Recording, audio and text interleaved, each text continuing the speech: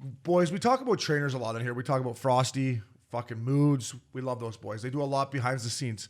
Well, this guy in Pittsburgh, I don't have his name here. If maybe you could find it. It's not a big deal. Tags. Tags? Who goes by Tags. Tags, all right. Oh, he's a good kid. Is that who it was? Tags? Yeah, Tags. He's been there forever. Good guy.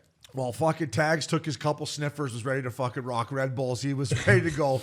Trainers usually behind the scenes. This guy puts it tape to Crosby. Sid goes in, buries it, points to the bench. And the thing I loved, Uppy, is every guy was on the bench was giving him a hug. Back at him. I mean, that's the stuff you miss about playing, right? Yeah, absolutely. I mean, that's, in all honesty, when the game is on, that's the trainer's time to shine. That, and when like a guy comes off the bench and looks at him and goes, left side, skate. Oh, no edge. I got no edge. I edge. need you. And he comes over, he rips the steel out of your skate. He fucking hammers on a new one and clicks it down, and then you're ready to rock, right? That's his, go-to. That's when he gets the breakaway and he needs to be on. So I saw the play. It happened in Toronto, a couple times before with Marner. Came in and Dangle City and almost scored, right? Or he made a backdoor pass for a goal. Yeah, they scored. Yeah, they scored. They scored on the play. Just, you know what? It's an epic time. I look back at some of my best trainers, and those guys are guys that they fire you the sniffer. Yeah. They, you have your handshake with them.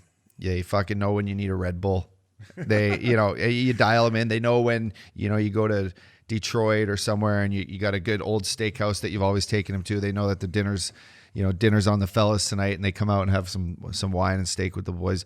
The trainers are a big part of hockey, and that's the equipment guys especially, man. They put in numerous hours, hanging stinky gear, fucking helping put plugs in your stick. Gear that smells like booze. Oh, fuck, totally. O'Brien, your gear smells like booze there. And they got to do it when they're hungover too. We might have the day off sometimes. Yeah. They don't. They work their balls off. So, shout out to them. I'm glad that some of the trainers are getting recognized here because there's a lot of good ones out there. Hazy, before I turn it over to you, you talk about trainers. Shout out to my old trainer, Patty O'Neill. Just played his 3,000th game.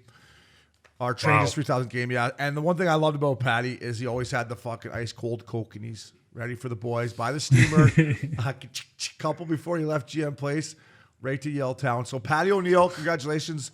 That's a lot of matches. Those guys work hard. Broadway, what are your thoughts on the trainer and the boys loving it? I just think the most impressive part is that people don't realize there's probably 40 sticks or so on that stick rack. And at any given time, they don't know what player is going to lose a stick. And him to grab Crosby's stick, deliver that goal from on a platter, I just loved it. And I loved the reaction of the bench. The bench was going insane. And to see them showing some love, because that just goes to show you how much the guys appreciate the trainers in this league. And it is a cool little tribute for them to get recognized, too, all over social media for it. Uppy, you talk about taking the steel out of your skates. Remember in junior and when we first started where you had to take the skate off?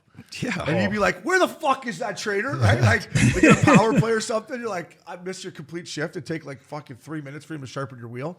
Imagine like nowadays these kids having to do that. They'd be like, what the fuck? Hey, I've seen some trainers who weren't in the best shape run down the hallway. Right? And it's the only time you ever see them run, and you're like, fuck, is that good? And then it also, when I saw this, it made me think of, well, not so much in the show because there's so many guys on the bench, but you get down to the jungle, especially back in the Ontario League. We had this trainer, Bobby Clark, I think was his name in Kingston, old gray beard guy. Nice name. He would fucking watch everything but the game. And someone would lose a stick, and you'd be like, Clarky, Uppy's stick. And he'd be like, fucking water bottle go fly. And he'd try to get it. So I just remember the American League 2 guys, and the boys would like let him have it, Uppy, about it. Like, fucking wake up, pay attention. But in the National League, the trainers up there, they could snap it like that.